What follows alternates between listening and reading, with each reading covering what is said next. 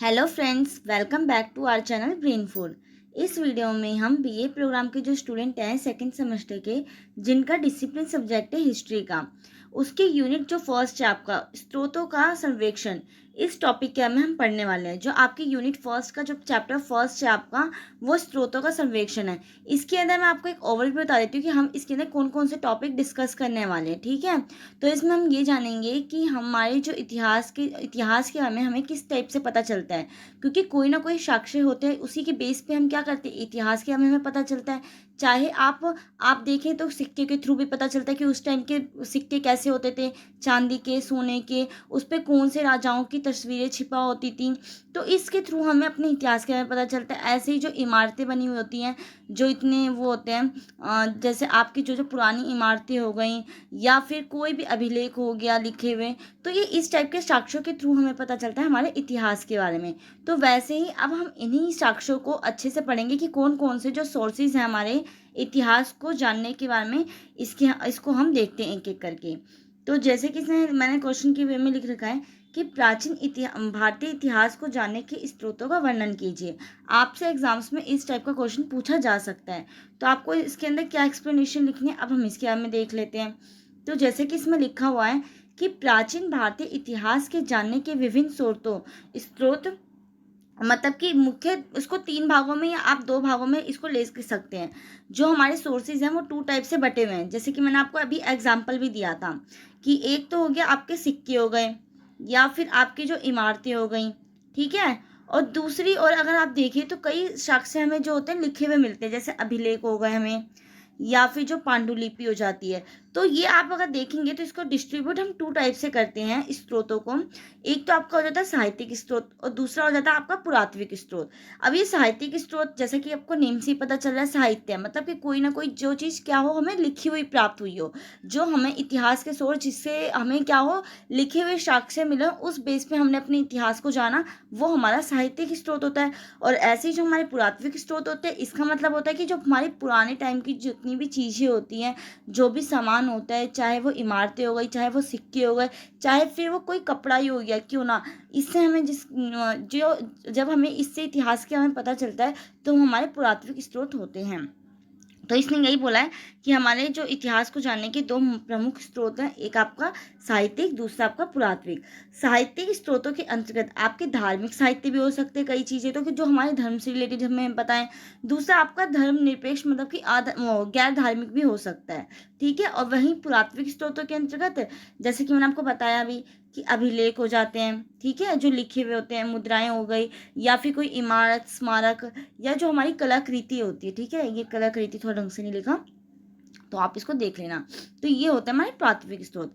अब हम पहले देख लेते हैं कि प्राचीन भारतीय इतिहास के जो स्रोत है, वो मैंने जो जो आपको बताए।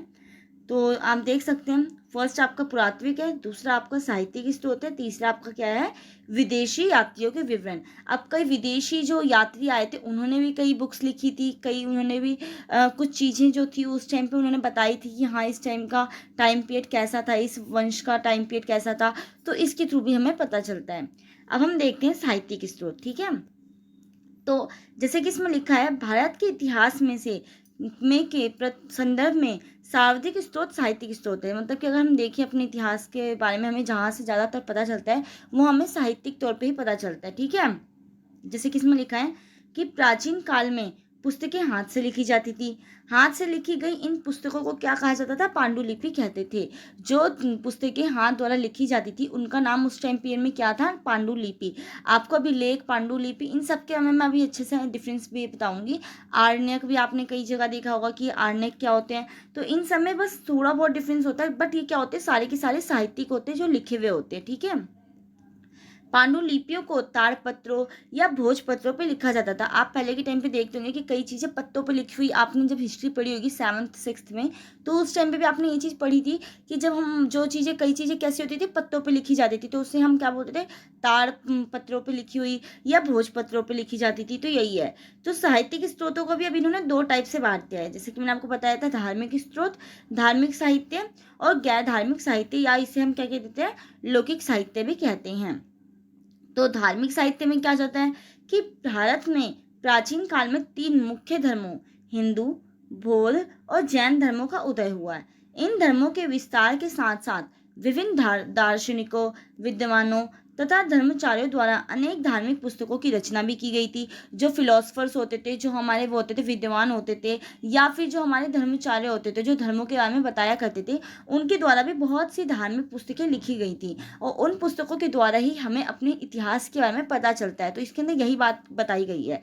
इन रचनाओं में प्राचीन भारत की समाज, संस्कृति, उस टाइम की समाज कैसा था, संस्कृति कैसी थी, उस टाइम पे जो स्थापत्य कला थी या जो कलाकृति थी वो किस टाइप की थी, या लोगों की जीवन शैली, अर्थव्यवस्था, इनके बारे में हमें पता चलता है जो धार्मिक साहित्य की जो पुस्तकें होती हैं उनके द्वारा। अब हम देख लेते हैं धार्मिक साहित्य की प्रमुख रचनाएं निम्नलिखित कौन कौन सी हैं। फर्स्ट आपका आ जाता है हिंदू धर्म से संबंधित साहित्य। तो जैसे कि आप जानते हैं, हिंदू धर्म विश्व का सबसे प्राचीनतम धर्मों में से एक है, और प्राचीन भारत में इसका उदय होने से प्राचीन भारतीय समाज की विस्तृत जानकारी हमें हिंदू धर्म से संबंधित पुस्तकों में से ही मिलती है। अगर देखा जाए, मोस्ट ऑफ दी जो हमें सोर्स है, जो हमारे इतिहास के बारे में हमें पता चलता है, वो हमारे जो हिंदू जो धर्म की जो पुस्तकें होती थी उनके द्वारा हमें पता चलता है। हिंदू धर्म में अनेक ग्रंथ, पुस्तकें तथा महाकाव्य इत्यादि रचना की गई है, जैसे कि आप जानते भी हैं। इनमें से जो प्रमुख रचनाएं हैं वो कौन कौन से, वेद हो गए, वेदांग हो गए, उपनिषद हो गए, स्मृतियाँ हो गई, पुराण, रामायण, महाभारत। इन सब की, अब महाभारत हमने पढ़ी होगी तभी तो हमें पता चलता है ना, पांडव और कौरव में वो हुआ था, युद्ध हुआ था, या रामायण के थ्रू भी हमें पता चलता है कि हमारे जो टाइम पहले जो वो थे, जो भी हमारा व्यवहार, संस्कृति किस टाइप से हुआ करती थी। तो इन सब के बारे में हमें पता चलता है। तो यही चीज़ है कि ये जो रचनाएं हैं वो विभिन्न प्रकार की हैं। अब मैं इन सबको एक एक करके आपको बताऊंगी। वेद क्या होते हैं, वेदांग क्या होते हैं, उपनिषद क्या होते हैं, या फिर आपके पुराण क्या होते हैं, इनके बारे में अच्छे से मैं आपको बताती हूँ। इनमें ऋग्वेद सबसे प्राचीन है। जो आपका वेद है ना, वेद में भी आपका जो ऋग्वेद है वो सबसे ज़्यादा वो होता है, प्राचीनतम वेद है। और सबसे नया वेद कौन सा है, जो आपका अर्थवेद हो जाता है। ठीक है। इन धार्मिक ग्रंथों में से प्राचीन भारत की राज्य व्यवस्था, धर्म, संस्कृति तथा सामाजिक व्यवस्था की विस्तृत जानकारी मिलती है। अब हम देखते हैं फर्स्ट आपका वेद। ठीक है। हिंदू धर्म में वेद अति महत्वपूर्ण साहित्य है। और वेद की कुल संख्या कितनी है, 4 वेद होते हैं आपके। कौन कौन से होते हैं, एक तो आपका ऋग्वेद हो जाता है। ठीक है। यहाँ पे लिखा हुआ है, मैं आपको अंडरलाइन करके बता देती हूँ। एक आपका ऋग्वेद, दूसरा आपका यजुर्वेद, तीसरा आपका सामवेद, और चौथा आपका अर्थवेद। अगर आप देखेंगे तो जो गायत्री मंत्र से रिलेटेड जो आपके वो हैं, ये इसके बारे में हमें ऋग्वेद से पता चलता है, गायत्री मंत्र इनके बारे में। आपका अर्थवेद में जादू टोना की बात की गई है। ऐसे आपका सामवेद में आपका संगीत के बारे में बात की गई है। ठीक है। और यजुर्वेद में आपके जो यज्ञ होते थे पहले के टाइम पे, उनकी बात की गई है। तो इन चारों वेदों से हमें कुछ ना कुछ अपनी संस्कृति, अपनी जो पुरानी जो इतिहास है उसके हमें मतलब सोर्स इकट्ठा करने को मिलते हैं। ऋग्वेद विश्व की सबसे प्राचीन पुस्तकों में से एक है। इसकी रचना लगभग 1500 से लेकर 1000 ईसा पूर्व के समय काल में की गई थी। जबकि यजुर्वेद, सामवेद और अर्थवेद की रचना कब की गई थी, 1000 से जो 500 बीसी थी आपकी, उसके टाइम पीरियड में की गई थी। ऋग्वेद में देवताओं की स्तुतियां हैं, और यजुर्वेद का संबंध यज्ञ से या नियमों से होता है। जैसे कि मैंने आपको बताया भी कि यजुर्वेद में किसका संबंध है, यज्ञों से। और अन्य यज्ञों तथा अन्य धार्मिक जो विधि विधान होते हैं, जो भी पूजा पाठ की जाती है, पूजा पाठ की जो विधियां होती हैं, ये सारी चीज़ें हमें कहाँ से पता चली हैं, ये हमें यजुर्वेद जो वेद है आपका यजुर्वेद, उससे पता चली हैं। और ऐसे ही आपका जो सामवेद है उसमें हमने यज्ञों के जो मंत्र होते हैं, जो गायन होता है, जो वो होता है स्वर होता है, जो गाना होता है, गायक होता है, इसके बारे में हमें सामवेद की उससे पता चला है। और जबकि अर्थवेद में धर्म, औषधि तथा रोग निवारण इत्यादि के बारे में लिखा गया है। ऐसे ही आपका जो तीसरा आ जाता है वो है आरण्यक। ठीक है। अब आरण्यक क्या होते हैं, आरण्यक को ना आपको नेम, ये इसी नेम से ही बना हुआ है। देखिए इसमें लिखा हुआ भी है कि आरण्यक शब्द आरण्य से ही बना है, जिसका शाब्दिक अर्थ क्या होता है, वन। अब जो चीज आरण्यक वह धर्म ग्रंथ होता था ना, जिन्हें वन में ऋषियों द्वारा लिखा जाता था। आपने देख रखा होगा जो टीवियों में भी, पहले टीवी में भी आप देखते होंगे कि जो ऋषि होते थे वो पेड़ों के नीचे बैठकर लिखा करते थे कुछ ग्रंथ व्रंथ। ठीक है। जैसे रामायण भी आपने देखी थी, लिखी हुई थी। तो मतलब इस टाइप से है जो अन्य ग्रंथों में अध्यात्म व तथा दर्शन का वर्णन है। इनकी विषय वस्तु काफी गूढ़ होती है, मतलब बहुत ज्यादा मतलब डीप होती है। ठीक है। अन्य की रचना ग्रंथों के बाद हुई, और यह अलग अलग वेदों के साथ क्या हो गई थी, संलग्न हो गई थी, आखिर में मिल गई थी। परंतु अर्थवेद को किसी भी अन्य से नहीं जोड़ा गया है। जो अर्थवेद है वो आपका बिल्कुल नया वेद है। इसमें अगर आप देखेंगे तो जो आज के टाइम पीरियड में हम देखते हैं ना, कोई भी चीज़ जो भूत प्रेत जादू टोना की जो बातें होती है, जो मनुष्य जो कलयुग में मनुष्य जी रहा है, इससे रिलेटेड कुछ ना कुछ आपको अर्थवेद में देखने को जरूर मिलता है। ठीक है, नेक्स्ट आपका आ जाता है उपनिषद। अब उपनिषद क्या होता है कि इसमें होता है जो हम जो गुरु होते थे उनके जो समीप बैठकर जो हम लिखा करते थे ना, जो भी ग्रंथ लिखे गए हैं उनको उपनिषद कहा गया है। जैसे कि इसमें लिख भी रखा है, उप का अर्थ क्या होता है, समीप, और निषेध का मतलब होता है बैठना, अर्थात वह रहस्य या विद्या जिसका ज्ञान गुरु के समीप बैठकर किया जाता था। ठीक है, उसे क्या कहा जाता है, उपनिषद कहा जाता था। उपनिषद भारतीय दर्शन के मूल आधार हैं। इनमें जीव, आध्यात्म, आत्मा, ब्रह्म, मोक्ष प्राप्ति, कर्मवाद, पुनर्जन्म और आदि के सिद्धांतों का विवेचन मिलता है। जो देखते हैं आप, पुनर्निर्माण, पुनर्जन्म होता है, या फिर इंसान जो कर्म करता है उसी का उसको फल मिलता है। तो इससे रिलेटेड जो भी चीज़ जो है, जो बेस है, ये किसके बेस पे है, ये उपनिषद के अंदर एक तरीके से दिया गया है। इसमें इनसे आर्यों के सामाजिक, धार्मिक एवं राजनीतिक जीवन के विषय में क्या मिलती है, जानकारी मिलती है। उपनिषदों में भारत के महान दार्शनिक ज्ञान की संपदा निहित है। अधिकांश विद्वान उपनिषदों की संख्या कितनी बताते हैं, 108 बताते हैं। जो आपकी उपनिषद है वो कितने हैं, 108 है। और जो आपके पुराण है वो कितने हैं, 18 पुराण है। ठीक है, उसमें सबसे पुराना कौन सा पुराण है, मत्स्य पुराण होता है। इनमें जो 12 उपनिषद प्रमुख हैं, जैसे कि आपका ईशावास्य हो गया, केन, कठ, प्रश्न, मुंडक, मांडुक, ऐतरेय या तैत्तिरीय या श्वेताश्वर, जो ये आपके ये जो है ना, ये 12 प्रमुख जो उपनिषद है उनका नाम लिखा गया, आप इसको देख लेना। और उपनिषदों की जो रचना हुई थी वो कब कब से कब तक मानी गई है, 800 बीसी से लेकर 500 बीसी तक। ठीक है, अब आ जाते हैं आपके पुराण। पुराण का शाब्दिक अर्थ होता है प्राचीन, मतलब जो प्राचीन समय में पुराण प्राचीन धर्म, संस्कृति और राजवंशों के बारे में क्या करता है, विस्तृत सूचना देते हैं। पुराणों की संख्या कितनी है, 18 है, जैसे कि मैंने आपको बताया भी। और सबसे जो वो है पुराना जो पुराण है, सबसे प्राचीन पुराण कौन सा आपका, मत्स्य पुराण है। ठीक है, मैं आपको लिख के बता देती हूँ अगर यहाँ पे नहीं लिखा होगा तो। मत्स्य पुराण आपका कौन सा है, सबसे पुराना पुराण होता है। ठीक है, पुराणों की संख्या कितनी है, 18 है, जिनमें मत्स्य, भगवत, विष्णु, वायु, गरुड़, अग्नि पुराण कैसे होते हैं, प्रमुख पुराण है इनमें से।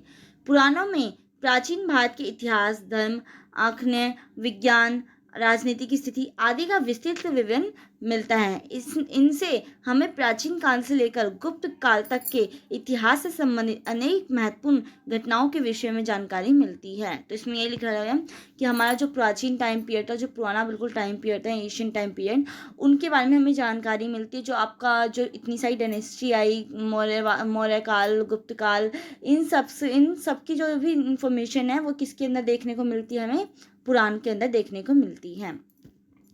और ये आप फैक्ट जरूर याद रखना कि सबसे प्राचीन जो पुराण है आपको कौन सा है, वो है मत्स्य पुराण है। ये जो आपका नाम लिखा हुआ है ना यहाँ पे, ये सबसे प्राचीन पुराण है। ठीक है, नेक्स्ट आपका है महाकाव्य। ये हम क्या पढ़ रहे हैं, आपको मैंने बताया कि साहित्यिक में हम पढ़ रहे हैं। साहित्यिक जो स्रोत है उसमें आपके जो धार्मिक हैं, जो धार्मिक साहित्य है उसके बारे में हम देख रहे हैं, जो धार्मिक साहित्य के जो स्रोत है उनके बारे में। तो ये आपकी महाकाव्य है। महाकाव्य के अंतर्गत आपके कौन कौन सा आ जाता है, रामायण आ जाता है और महाभारत आते हैं। रामायण के रचयिता वाल्मीकि हैं। इसमें कितने कांड है, 7 कांड है। वाल्मीकि रामायण में मूलतः 6000 श्लोक, जो बढ़कर अब कितने हो गए हैं, 12,000, और अंततः 24,000 श्लोक हो गए हैं। वास्तव में रामायण को आर्यों की अन्योन्य पर विजय का प्रतीक मान सकते हैं। इस महाकाव्य में आर्य संस्कृति के सुदूर दक्षिण और श्रीलंका तक प्रसार का वर्णन मिलता है। जो आर्य, आपने अपना वैदिक काल अगर आपने पढ़ा होगा तो उसमें भी आपने देखा होगा, जो वैदिक काल में जो वो थे आर्य, मतलब आर्यों के बारे में उसमें बताया गया है, तथा तत्कालिक सामाजिक, धार्मिक और राजनीतिक स्थिति के बारे में जानकारी मिलती है।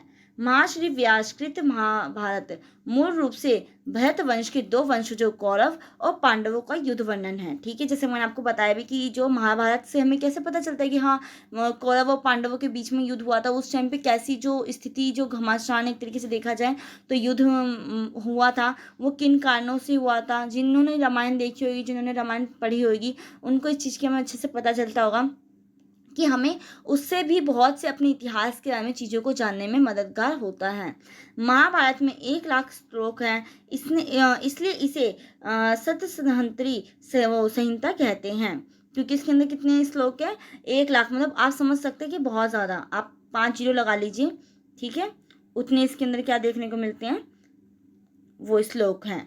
तो इसी से हमें, इसलिए हमने इसका नाम क्या रख दिया है? सत संहित्री संहिता कहते हैं। अगर प्रोनाउंसिएशन थोड़ी रॉन्ग भी हो जाएगी तो आप उसे करेक्ट कर लेना, मैंने यहाँ पे लिख रखा है, वैसे तो आपको कोई डिफिकल्टीज नहीं आएंगी समझने में आपको, ठीक है?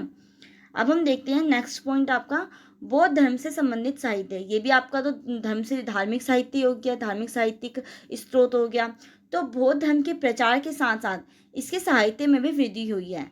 बौद्ध साहित्य के प्रमुख जो मुख्य अंग हैं वो कौन से? जातक और पीठक। आपने देखा होगा जो बौद्ध साहित्य जो ग्रंथ है वो कौन सी? जातक होती है। जातक का जो ग्रंथ है उसी के द्वारा हमें बौद्ध जो धर्म है उसके बारे में जानने को मिलता है। जातक में महात्मा बुद्ध के पूर्व जन्मों का वर्णन है। यह कथाएं हैं, इसमें प्राचीन भारत के समाज की जानकारी मिलती है। त्रिपिटक सबसे पुराना बौद्ध साहित्य का ग्रंथ है, ठीक है? जो हमारे ये पिटक होते हैं, सूत पिटक, विनय पिटक और अभिधम पिटक, ठीक है? त्रिपिटक में प्राचीन भारत की सामाजिक और धार्मिक व्यवस्था का आभास होता है। तो इसमें यही है कि जो आपके वो हैं बौद्ध धर्म से जो रिलेटेड जो आपकी ग्रंथ हैं वो जातक, उससे ही हमें अपने जो बौद्ध धर्म है उसके बारे में जानने को मिलता है। और हाँ, जैसे कि आपको बौद्ध धर्म में कि वो कैसा है, पुनर्जन्म की मान्यता है बौद्ध धर्म में, तो ये हमें कैसे पता चलता है? ये जो जातक ग्रंथ है इसके द्वारा में ही हमें पता चलता है। या फिर जो बौद्ध धर्म जो है वो कैसा था? अनिश्वरवादी था, मतलब कि वो ईश्वर में विश्वास नहीं रखते थे। तो ये हमें उसी के थ्रू, जैसे कि हम जो भी हमने आज तक पढ़ा है बौद्ध धर्म से रिलेटेड, वो हमें कहाँ से उसके साक्ष्य से मिले? हमें वो बौद्ध धर्म की जो ग्रंथ हैं जातक या फिर जो आपके पीटक हो जाते हैं उनके थ्रू पता चलता है। नेक्स्ट आपका जैन धर्म से संबंधित साहित्य है। जो जैन धर्म की जो वो है ग्रंथ है वो क्या है? आपका आगम है। इसको आप जरूर याद रखना, ये आपके ना एज अ फैक्ट भी बहुत पूछा जाता है जनरल नॉलेज के। अगर कहीं पे भी आपने एग्जाम दिया होगा जीके से रिलेटेड कोई भी, तो उसमें भी आपके क्वेश्चन जरूर पूछे जाते हैं। अगर एंशियंट हिस्ट्री का आपका पेपर है उसमें जरूर पूछा जाएगा। तो यही मैंने इसलिए आपको बता दिया कि जो इसमें लिखा है ना कि प्राचीन भारतीय इतिहास का महत्वपूर्ण स्रोत है। जैन साहित्य से धार्मिक, सामाजिक, आर्थिक, राजनीतिक एवं सांस्कृतिक पहलुओं पर व्यापक जानकारी प्राप्त होती है। जैन साहित्य में आगम साहित्य का स्थान सर्वोपरि है। मैंने आपको बताया ना कि आगम साहित्य जो लिखा ग्रंथ है इसका सबसे पहला स्थान है। जैन ग्रंथों की विशेषता यह है कि इनमें कथाओं को इस ढंग से प्रस्तुत किया गया है जिससे इतिहासकार को तथ्य संकलित करने में कठिनाई नहीं होती है। तो इसको बहुत अच्छे से, इसमें जो आपकी जो आगम ग्रंथ लिखा गया है इसे बहुत अच्छे से आपको वो किया गया है, एक्सप्लेन करके लिखा गया है, जिससे कि जो हमारे वो थे जो हमारे इतिहासकार थे उनको इसको समझने में बिल्कुल भी प्रॉब्लम फेस नहीं करनी पड़ती। अब हम देखते हैं गैर धार्मिक साहित्य। तो इसमें यही है कि धर्म के अलावा अन्य साहित्यों को धर्मेतर साहित्य कहा जाता है, मतलब कि गैर धार्मिक साहित्य कहा जाता है। इसमें ऐतिहासिक पुस्तकें, जीवनी, वृतांत, जो आपने नॉर्मली पुस्तकें भी देखते होंगे, या फिर किसी की जीवनी हो गई जिसने अपने अपने आत्मकथा हो गई, या फिर कोई भी वृतांत लिखा होगा, तो इनको हम किस में रखेंगे? इसको हम धार्मिक में नहीं रख सकते, पर है तो ये साहित्य ही, इसलिए इसको हमने एक अलग पर्टिकुलर पार्ट बना दिया कि ऐसा गैर धार्मिक साहित्य है। गैर धार्मिक साहित्य में विद्वानों व कूटनीतिज्ञों की रचनाएं प्रमुख हैं। ये साहित्य अपेक्षाकृत सटीक है। इससे प्राचीन राज्यों में विद्यमान राज्य व्यवस्था, अर्थव्यवस्था, लोगों की जीवन शैली तथा तत्कालिक समाज के बारे में उपयोगी जानकारी देखने को क्या होती है? मिलती है। इसमें हम कुछ पॉइंट देख लेते हैं। जैसे कि मैंने कहा 6वीं शताब्दी में पाणिनि की एक प्रसिद्ध संस्कृत विद्वान था। पाणिनि द्वारा रचित अष्टाध्यायी संस्कृत व्याकरण है। इसमें 5वीं शताब्दी ईसा पूर्व के समाज पर प्रकाश डाला गया है। तो अगर आप देखेंगे तो ये जो पाणिनि की जो लिखी गई अष्टाध्यायी जो संस्कृत ग्रामर की जो बुक मानी जाती है, सबसे फेमस बुक है अगर देखा जाए संस्कृत ग्रामर की, बहुत मतलब प्रसिद्ध पुस्तक में से एक मानी जाती है। किसको? अष्टाध्यायी को, ठीक है? और ये किसने लिखी है? पाणिनि द्वारा रचित की गई है, मतलब लिखी गई है। तो इसके द्वारा भी हमें अपने इतिहास के बारे में जानने को मिलता है। तो इसलिए हमने इसको किस में रखा है? गैर धार्मिक साहित्यिक स्रोत के अंदर रखा है। नेक्स्ट आपका आ जाता है मौर्य काल में कौटिल्य की पुस्तक कौन सी है? अर्थशास्त्र से शासन व्यवस्था की महत्वपूर्ण जानकारी देखने को मिलती है। जो आपकी ये जो अर्थशास्त्र है ये आपकी किसने लिखी है? कौटिल्य ने लिखी है। तो ये जो है अर्थशास्त्र वो किसके ऊपर डिपेंडेबल है? ये राजनीति विज्ञान से रिलेटेड ये पुस्तक है अर्थशास्त्र। ठीक है, ये आपको पता होना चाहिए कि इससे रिलेटेड पुस्तक है अर्थशास्त्र, राजनीति से रिलेटेड। तो इसमें हमें शासन व्यवस्था की महत्वपूर्ण जानकारी देखने को मिलती है। नेक्स्ट आपका विशाखा दत्त द्वारा रचित मुद्रा राक्षस, बहुत मोस्ट इंपॉर्टेंट बुक है ये आपकी, वेरी वेरी इंपॉर्टेंट कह लूँ मैं कि ये बहुत इंपॉर्टेंट है। सोम द्वारा रचित कथा सरित सागर, समेद्र द्वारा रचित बृहद कंधा मंजरी से मौर्य काल के बारे में काफ़ी जानकारी मिलती है। जो भी हमारे आज तक आपने देखे होंगे, अगर छोटी क्लास में आपने हिस्ट्री ध्यान से पढ़ी होगी तो मौर्य काल, गुप्त काल हो गया, सातवाहन काल हो गया, कुषाण वंश हो गए, या फिर कोई सभी जो आपके जितने भी काल चले हैं, अशोक का टाइम पीरियड, बिंदुसार का टाइम पीरियड, ठीक है। तो इनके बारे में जानकारी हमें कहाँ से देखने को मिलती है? वो हमें इन्हीं सब चीज़ों से देखने को मिलती है जितनी भी ये पुस्तकें रचित की गई हैं। जैसे कि आप देख सकते हैं, जो वृहद कंधा मंजरी है इससे हमें मौर्य काल के बारे में जानकारी देखने को मिलती है। ठीक है, ऐसी जो कौटिल्य द्वारा जो रचित जो पुस्तक है अर्थशास्त्र, इससे भी हमें जानकारी देखने को मिलती है। तो यही चीज़ें हैं, ये चीज़ बहुत मोस्ट इंपॉर्टेंट ये चीज़ें होती हैं। जैसे जो हम अपने इतिहास के बारे में इसी के बेस पर हम क्या लिखते हैं, आज हम अपने इतिहास के बारे में जान पाते हैं। अगर आपको कोई भी चीज़ हिस्ट्री से रिलेटेड पता है तो वो कहीं ना कहीं पहले किसी ना किसी बुक में लिखी गई होंगी, या फिर कुछ ना कुछ ऐसे संकेत देखने को ज़रूर मिले होंगे जिसके बारे में जैसा आपको अभी पता है वो आपको इंफॉर्मेशन प्रोवाइड हो रही है। तो हमें ये कहीं ना कहीं से सोर्सेज मिले हुए होते हैं। इन पुस्तकों में तत्कालिक धार्मिक, आर्थिक व सामाजिक व्यवस्था सभी पहलू के बारे में पता चलता है। पतंजलि द्वारा रचित महाभाष्य तथा कालिदास द्वारा रचित मालविका अग्निमित्रम के से शुंग वंश के इतिहास के बारे में पता चलता है। जो आपका शुंग वंश था उसके बारे में आपको कहाँ से नॉलेज मिलती है? मालविका अग्निमित्रम जो पुस्तक लिखी गई है कालिदास द्वारा, उनसे पता चलता है। ऐसे ही शूद्रक द्वारा जो रचित जो पुस्तक है मृच्छकटिकम, दंडी द्वारा रचित जो है दश कुमार रचित से गुप्त काल की सामाजिक व्यवस्था का प्रकाश पड़ता है। जो हम गुप्त काल की सामाजिक व्यवस्था कैसी थी, सामाजिक संरचना कैसी थी, वो हमें कहाँ से पता चलती है? दश कुमार रचित जो पुस्तक है किसके द्वारा? दंडी द्वारा रचित, और जो आपकी शूद्रक द्वारा रचित जो मृच्छकटिकम है इसके द्वारा हमें किसके बारे में पता चलता है? गुप्त काल की सामाजिक व्यवस्था के बारे में पता चलता है। ऐसे ही नेक्स्ट पॉइंट आपका भानभट्ट द्वारा लिखी हर्षवर्धन की जीवनी हर्षचरित में सम्राट हर्षवर्धन का गुणगान किया गया है। तो हमें ये जो आपके हर्षवर्धन थे वो कौन से टाइम पीरियड में थे, किस टाइम पीरियड में वो थे, कौन सा वंश था वो उनका, तो ये हमें कहाँ से पता चलता है? जो हर्षवर्धन ने अपनी जीवनी लिखी थी हर्षचरित, उससे पता चलता है। तो यही है। नेक्स्ट आपका कलहन द्वारा रचित कौन सी? रचित रंगनी, इससे हमें कश्मीर के इतिहास के बारे में पता चलता है। ये जो रचित रंगनी जो पुस्तक है उससे हमें इसमें क्या लिखा गया? कश्मीर के इतिहास के बारे में लिखा गया है। भारतीय इतिहास की कला क्रम के लिए अति महत्वपूर्ण पुस्तक है। इसमें विभिन्न राजाओं की वंशावलियों का विस्तृत वर्णन किया गया है। यह पुस्तक 12वीं शताब्दी में कलहन द्वारा लिखी गई थी। तो यही लिखा इसमें है। इसमें हमें कश्मीर के जो इतिहास के उसके बारे में पता चलता है। इन शॉर्ट आप ये याद रख सकते हैं। तो यही लिखा गया है कि इन पुस्तकों में तत्कालिक धार्मिक, आर्थिक, सामाजिक व्यवस्था सभी पहलुओं के बारे में पता चलता है। तो आपने देख लिया गैर धार्मिक और धार्मिक साहित्यिक जो स्रोत थे उनके बारे में। अब हम देखते हैं पुरातात्विक स्रोत कि प्राचीन भारत के अध्ययन के लिए पुरातात्विक सामग्रियां सर्वाधिक प्रामाणिक हैं।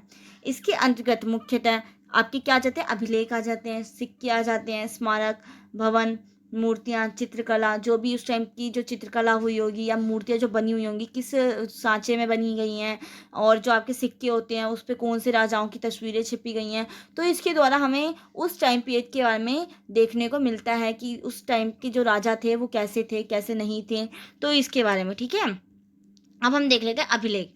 तो अभिलेख वह लेख होते हैं जो किसी पत्थर, चट्टान, धातु, लकड़ी या हड्डी पर खोदकर लिखे हुए होते हैं। तो इसको हम क्या कहते हैं? अभिलेख कहते हैं। आपने देखा होगा पहले के टाइम में गुफाओं के अंदर बहुत डिज़ाइन बने, जैसे गुफा होती थी उसके ऊपर बहुत अलग अलग तरीके से पत्थर को मतलब वो करके खोद कर उसमें बनाया जाता था। तो उसके द्वारा भी हमें इतिहास के बारे में पता चलता था। तो यही है कि पुरातात्विक स्रोतों के अंतर्गत सर्वाधिक महत्वपूर्ण स्रोत अभिलेख है। प्राचीन भारत के अधिकतर अभिलेख पाषाण शिलाओं, स्तंभों, ताम्रपत्रों, दीवारों तथा प्रतिमाओं पर उत्कीर्ण हैं। अभिलेख से तत्कालिक भारत को राजनीतिक, सामाजिक, धार्मिक एवं आर्थिक स्थितियों के बारे में जानकारी मिलती है। अतः अभिलेख भारतीय इतिहास के विश्वसनीय स्रोत में से एक है। मतलब एक तरीके से देखा जाए पुरातात्विक स्रोत में सबसे सर्वोपरि कौन सा चीज है आपके स्रोतों में? अभिलेख है, क्योंकि अभिलेख के द्वारा हमें बहुत सटीक जानकारी देखा जाए तो देखने को मिलती है। इतिहासकारों के मानने से ये माना गया है। इन अभिलेखों से तत्कालिक राजाओं की सीमाओं की जानकारी भी मिलती है कि कहाँ से कहाँ तक किनकी जो सीमाएं थी। क्योंकि अगर आप देखेंगे कि अगर कोई मान लो वो जो आप देखते होंगे ना कि आज के टाइम में वो लगा रहता है मील के पत्थरों पे आज के टाइम में क्या होता है कि अगर आप देखते होंगे कोई डिस्टेंस बताया जाता है कि 500 किलोमीटर दूर है या 300 किलोमीटर दूर है, पर उस टाइम पे क्या होता था, उस टाइम पे जो राजाओं की तस्वीर छपी होती थी या फिर कुछ भी इंडिकेशन मिल जाता था जिससे कि हमें पता चल जाता था कि वो जो उस टाइम पीरियड में उतनी सीमा कितनी दूर की सीमा जो है इस राज्य के अंतर्गत रहा करती थी। तो यही है कि इसमें क्या लिखा गया कि इन अभिलेखों से तत्कालिक जो राजाओं की जो सीमा थी ना, हमें उसके बारे में जानकारी देखने को मिल जाती है। कुछ अभिलेखों से प्राचीन भारत के विदेशी संबंधों के बारे में भी जानकारी मिलती है। इन अभिलेखों से तत्कालिक राजाओं के चरित्र और व्यक्तित्व पर प्रकाश पड़ता है। नेक्स्ट आपका सिक्के तथा मुद्राएं। ठीक है, तो मुद्राओं के अध्ययन से अनेक प्रकार की सूचनाएं मिलती हैं।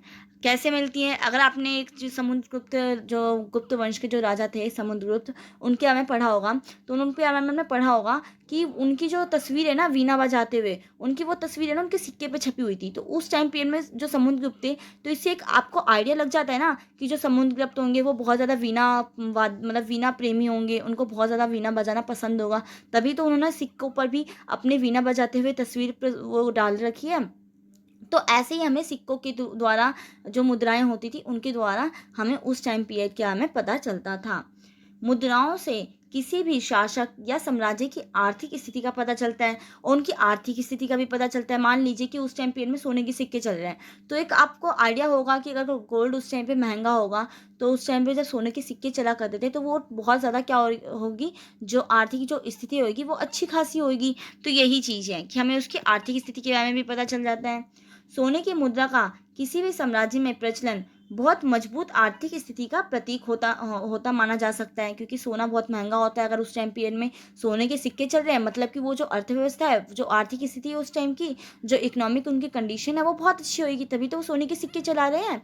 तो वही बात की गई है। यह भी स्पष्ट है कि आर्थिक स्थिति कमजोर होने पर ही क्रमश चांदी या तांबे अथवा मिश्री धातु के सिक्कों का प्रचलन किया जाता होगा। तो इससे ये भी पता चल जाता है। सिक्कों से विभिन्न शासकों के साम्राज्यों की सीमाएं निर्धारित करने में सहायता मिलती है। क्यों? क्योंकि मान लीजिए कि अगर सिक्के चल रहे हैं, तो मान लीजिए अगर अब हम इंडिया में देख लेते हैं, इंडिया में अगर मैं स्टेट वाइज अलग कर देती हूँ, मान लो कि पंजाब अलग हो गया, पंजाब में कुछ पर्टिकुलर टाइप के सिक्के चल रहे हैं। अब वो पंजाब के कितने दूर दूर तक एरिया में फैला हुआ है, वहीं तक हम उसके बॉर्डर को डिसाइड कर देंगे ना। अगर देखा जाए पुराने टाइम की अगर उस नतीजे पे देखा जाए तो हम उसको डिसाइड कर देंगे कि हाँ ये पंजाब तक का एरिया इतना ही होगा, क्योंकि इतना ही एरिया में पंजाब के वाले जो सिक्के हैं वो चल रहे हैं। मैंने आपको ऐसा एग्जांपल दिया है, ठीक है, ये कोई रियल नहीं है, मैंने आपको एक एग्जांपल के थ्रू बोला है कि मान लीजिए कोई चीज़ अब खाने की डिश हो जाती है, खाने की कुछ चीज़ें हो जाती है, जैसे मान लीजिए कोई भी फेमस हो जाता है, जैसे इडली डोसा हो गया। ठीक है, पहले के टाइम पे क्या होता था कि इडली डोसा मान लीजिए केरल जो तमिलनाडु जो एरिया होता था उतने तक ही फेमस है, तो वो इससे एक तरीके से देखा जाए तो सीमाएं निर्धारित हो जाती है ना कि हाँ इतने से इतने तक क्या क्या है, यहाँ के लोग इडली डोसा पसंद करते हैं। फिर उससे उत्तर में जाते हैं तो उत्तर में अगर आप देखेंगे तो यहाँ के जो समोसा वड़ा ये समोसा हो गए या फिर चाउमीन हो गई, इन टाइप की चीज़ों को पसंद करते हैं। ठीक है, तो इससे एक तरीके से सीमा निर्धारित हो जाती थी पहले के टाइम पे सिक्कों के द्वारा भी। तो यही बात की गई है कि सिक्कों द्वारा क्या किया जाता था, राज्य की सीमाएं निर्धारित की जा सकती थी। सिक्कों पर उत्कीर्ण विभिन्न देवी देवताओं के चित्रों से तत्कालीन धर्म के विषय में जानकारी मिलती है। जो उन पे देवी देवताओं की जो चित्र भी छपवाया करते थे, आपने सुना भी होगा, जैसे बहुत टाइम पहले लोग अलग अलग देवी देवताओं के चित्र उस पर गुदवाया करते थे, किसके ऊपर, सिक्कों के ऊपर। तो इससे भी पता चलता है कि उस टाइम पीरियड में जो धार्मिक जो संरचना है वो किस टाइप की थी, लोग उस टाइम में कैसे जो भगवान थे उन पर विश्वास रखते थे। तो यही चीज़ें हैं। नेक्स्ट आपका स्मारक। अब स्मारक में क्या होता है, जो बड़ी बड़ी इमारतें होती हैं वो आ जाती हैं। ठीक है, तो इसमें यही है कि जिस प्रकार अभिलेख के माध्यम से प्राचीन इतिहास के राजनीतिक पक्ष की जानकारी में सहायता मिलती है, उसी प्रकार स्मारकों द्वारा प्राचीन भारत की जो सांस्कृतिक या धार्मिक जीवन का क्या होता है, ज्ञान मिलता है। स्मारक से तात्पर्य प्राचीन भवन, कैसे उस टाइम पे पुराने पुराने जो भवन होते थे, क्या स्टाइल होता था, क्या नक्काशी होती थी, कैसी संरचना होती थी, कैसी सांस्कृतिक वो होती थी, उसके बारे में पता चलता है। मृतक स्मृति भवन, क्षत्रिय धार्मिक भवन आदि आते हैं। हड़प्पा, मोहनजोदड़ो, तक्षशिला, नालंदा, रोपड़, हस्तिनापुर, बनावली आदि के स्मारकों से तत्कालिक वास्तुकला, नगर नियोजन, सामाजिक स्थिति, धार्मिक स्थिति एवं सांस्कृतिक स्थिति का ज्ञान होता है। तो आप आइडिया लगा सकते हैं कि क्यों मैंने कहा कि जो स्मारक हैं उनके द्वारा भी हमें धार्मिक, सांस्कृतिक और जो वो है राजनीतिक, सामाजिक इनकी संरचना जानने को मिलती है। किसके द्वारा? स्मारक के द्वारा। क्योंकि उस टाइम की जैसी कलाकृति होगी उस स्मारक में लगी हुई, जो मजदूरों द्वारा मान लो बनाई गई कोई इमारत है, उसमें उन्होंने कैसी नक्काशी की गई होगी, उसी के बेस पर हम उसके टाइम की पीरियड की क्या जान सकते हैं, सामाजिक या सांस्कृतिक या उनकी धार्मिक स्थितियों के बारे में हम जान सकते हैं। तो यही चीजें बताई गई। नेक्स्ट आपका मिट्टी के बर्तन, उपकरण व आभूषण। तो यही है कि भारत के विभिन्न क्षेत्रों से खुदाई में मिट्टी के बर्तन, पाषाण, धातु उपकरण, आभूषण आदि मिलते हैं। तो इसके द्वारा भी हमें इतिहास के हमें पता चलता है कि उस टाइम की जो औरतें होती थी, मान लीजिए कोई आभूषण किस टाइप के वो पहना करती थी। ठीक है, तो उससे हमें इतिहास के हमें पता चलता है। इनके अध्ययन से उस युग की कला पर प्रकाश पड़ता है कि उस टाइम की जो कलाकृति थी वो कैसी हुआ करती थी। अब हम देखते हैं विदेशी स्रोत। तो विदेशी स्रोत में के अंतर्गत हमें विदेशी यात्रियों के यात्रा के वृत्तांत के बारे में जानने को मिलेगा, जिसमें विदेशी लेखकों का विदेशी राजाओं के साथ भारत की यात्रा पर आना और उनके द्वारा भारत की सामाजिक, आर्थिक, भौगोलिक व्यवस्था का वर्णन करना बताया गया है। कुछ महत्वपूर्ण विदेशी लेखक, उनके साहित्य भी हैं। ठीक है, अब उनके बारे में हम देख लेते हैं कि हम जो विदेशी यात्री हमारे भारत में आए तो उन्होंने कई साहित्यिक चीज़ें भी लिखी, उन्होंने कई पुस्तकें लिखी जिनके द्वारा हम अपने इतिहास के बारे में जान पाते हैं। जैसे कि हेरोडोटस, जिनकी जो पुस्तिका कौन सी है, हिस्टोरिका। ठीक है, हेरोडोटस का एक तरीके से बताऊं तो इनको क्या बोला जाता है, इतिहास का पिता भी कहा जाता है, मतलब जो हिस्ट्री है उनका फादर ऑफ हिस्ट्री कहा जाता है इनको। ठीक है, हेरोडोटस यूनानी लेखक, इतिहासकार थे जिनको इतिहास के पिता के रूप में भी जाना जाता है। देख सकते हैं, आपको यहाँ पे मैंने लिख भी रखा है कि इनको इतिहास के पिता के रूप में जाना जाता है। इन्होंने हिस्टोरिका नामक एक पुस्तक की रचना की थी जिसमें भारत और ईरान के बीच आपसी संबंधों का क्या किया गया था, वर्णन किया गया था कि उस टाइम पे कैसा रिलेशन था ईरान और भारत के बीच में। तो इससे आपको पता चल रहा है ना कि हमारे किसके साथ पुराने टाइम पे किसके साथ अच्छे संबंध थे, किसके साथ बुरे संबंध थे। तो ऐसे ही हमें अपने इतिहास का उस टाइम पीरियड में कैसे कैसे हम लोगों के से किन लोगों के साथ हमारे दोस्ती थी, किन लोगों के साथ हमारी शत्रुता रही, इसके बारे में हमें पता चलता है। जैसे कि आप देख सकते हैं, जो हमारी हिस्टोरी का जो पुस्तक है उसके द्वारा हमें किसके रिलेशन से पता चलते हैं, इंडिया और ईरान के बीच में कैसा रिलेशन था उसके बारे में पता चलता है। नेक्स्ट है आपके मेगस्थनीज, उनकी जो पुस्तक कौन सी है, इंडिका उनकी पुस्तक है। इसमें उन्होंने जो चंद्रगुप्त मौर्य के दरबार में सेल्यूकस निकेटर का ये क्या थे, राजदूत थे, जिन्होंने अपनी पुस्तक इंडिका में भारतीय समाज और संस्कृति के बारे में लिखा है। तो आप जान सकते हैं कि जब ये चंद्रगुप्त मौर्य के टाइम पे थे तो उन्होंने मौर्य युग के बारे में भी कुछ ना कुछ जरूर लिखा होगा इंडिका पुस्तक में। तो वही है कि उस टाइम पे उन्होंने इनकी जो समाज की जो संस्कृति, समाज कैसा था, समाज की संरचना कैसी थी और सांस्कृतिक संरचना कैसी थी, इसके बारे में लिखा है। नेक्स्ट है डाइमेकस। अब डाइमेकस जो सीरियन राजा अंतियोकस का राजदूत था, जो बिंदुसार के दरबार में आया था। तो इस टाइम में इन्होंने बिंदुसार का क्या, उनको क्या पसंद था, क्या नहीं पसंद था, उन्होंने इसके बारे में लिखा था। जो आपके जो अशोक के जो फादर थे बिंदुसार, ठीक है, तो उन्होंने इसके बारे में इसमें बताया है, बिंदुसार के उस टाइम के पीरियड के बारे में। नेक्स्ट है आपका प्लिनी। तो प्लिनी ने नेचुरल हिस्टोरिका नामक पुस्तक लिखी जिसमें उन्होंने भारतीय पशु, पेड़ पौधों, खनिज पदार्थों का आदि का वर्णन किया है। तो आप जान सकते हैं कि हमें हर एक छोटी से छोटी इन्फॉर्मेशन जो आज हमें पता है वो हमें किसी ना किसी चीज़ से पता चली ही है, कोई ना कोई सोर्स ऐसा मिला है जिसके थ्रू हमें पता चला है। कई बच्चों को तो यही समझ नहीं आ रहा होगा सोर्स का मतलब क्या होता है। मैं आपको दोबारा एक बार बता देती हूँ, वैसे तो बहुत बेसिक चीज़ है ये सोर्स का मतलब। जैसे कि आप पानी का सोर्स बोले तो पानी के सोर्सेज क्या हो जाते हैं, आपके तालाब, वर्षा, जो आपके पोंड हो गई, झील हो गई, ये सब क्या है, पानी के सोर्स है जहाँ से हमें पानी मिलता है। वैसे अगर मैंने बोला इतिहास के सोर्स, मतलब कि इतिहास के सोर्सेज मतलब क्या होगा, जहाँ से हमें इतिहास के हमें जानने को मिलता है, वो चीज़ें हैं। ठीक है, नेक्स्ट आपके फायान। तो प्रथम चीनी यात्री जो चंद्रगुप्त विक्रम आदित्य के शासनकाल में आए थे, मतलब जो चंद्रगुप्त आपके द्वितीय थे। ठीक है, चंद्रगुप्त एक प्रथम थे और चंद्रगुप्त एक क्या थे, द्वितीय। इनको विक्रमादित्य की उपाधि मिली थी, इसलिए इनको हम क्या कहते हैं, विक्रमादित्य भी कह रहे थे। चंद्रगुप्त विक्रमादित्य के शासनकाल में भारत आए थे और कई सालों तक भारत में रहे और फिर अपनी पुस्तक में भारतीय राजनीति तथा सामाजिक स्थितियों का वर्णन किया था। इनकी जो पुस्तक थी वो कौन सी थी, 1 सेकेंड, इनकी जो फाहियान थी, उनकी जो पुस्तक थी वो थी, हाँ, फोको। ठीक है, इनकी इन्होंने पुस्तक लिखी थी जिसमें इन्होंने भारत के दर्शन के बारे में लिखा था। इन्होंने जो भारत आए थे तो इनका क्या था, कैसी राजनीतिक स्थिति थी, कैसी सामाजिक स्थिति, उसके बारे में लिखा था। मैं दोबारा से बुक का नाम बता देती हूँ। जैसे कि इनका नाम फाहियान है, तो इनका ठीक है वो ऐसे करके इनकी पुस्तक का नाम था। इसके अंदर इन्होंने भारत का वर्णन किया था। ठीक है, इनको फायान जैसे इन्होंने लिख रखा है ना यहाँ पर, इसको इस टाइप से भी लिखते हैं और इसको इस टाइप से भी लिखा हुआ कहीं कहीं पे आपको मिलेगा, फाही और यान। ठीक है, नॉर्मल वे में। तो ये है। ठीक है, नेक्स्ट आपके हीनसांग। हीनसांग के टाइम जो थे ना, यह सम्राट हर्षवर्धन के शासनकाल में भारत आए। ठीक है, जो आपके हर्षवर्धन थे उनके टाइम में हीनसांग जो आपके चीनी यात्री आए थे, इन्होंने भी अपनी पुस्तक कौन सी लिखी थी, सी यू की। इनकी जो पुस्तक का नाम था वो क्या था, सी यू और की। इनकी पुस्तक में इन्होंने भारत का जो नंदा विश्वविद्यालय था बौद्ध धर्म में, उन्होंने इसमें उसके अपना जो भ्रमण वृत्तांत था उन्होंने लिखा था। इनकी जो भ्रमण वृत्तांत की जो इन्होंने पुस्तक कौन सी मैंने आपको बताई, सीयू की। इसके अंदर इन्होंने भारत के जितने भी संबंध है, कैसे थे कैसे नहीं थे, उसके हमें इन्होंने बताया था। ठीक है, नेक्स्ट आपके इतिसंग। यह भी एक चीनी यात्री थे जिन्होंने बिहार प्रदेश का भ्रमण किया था और इन्होंने नालंदा विश्वविद्यालय में अध्ययन भी किया था। ठीक है, मैं आपको बता देती हूँ इन्होंने क्या किया था, नालंदा विश्वविद्यालय में पढ़े थे और नालंदा विश्वविद्यालय कहाँ पे, बिहार में है। ठीक है, अब हम देखते हैं कि साक्ष्यों की सीमाएं, मतलब कि इसका मतलब क्या होता है, साक्ष्यों की सीमाएं का अर्थ क्या है, साक्ष्यों की विश्वसनीयता और उपयोगिता को प्रभावित करने वाले कारक या मुद्दे, जैसे कि साक्ष्य की प्रासंगिकता, कितनी विश्वसनीयता है, कितना हम इस पर बिलीव कर सकते हैं जो हमें साक्ष्य मिले हैं, कितनी जो ये है इसको कलेक्ट करने में, इसको एक्सप्लेन करने में कितनी ज़्यादा हमें प्रॉब्लम फेस करना पड़े, इनके बारे में हम देखते हैं। ठीक है, क्या क्या सीमाएं हमें एक तरीके से देखा जाए तो क्या क्या प्रॉब्लम फेस करने को देखने को मिली है जब हमने इन साक्ष्यों को कलेक्ट किए। तो फर्स्ट आपकी व्याख्या में विभिन्नता।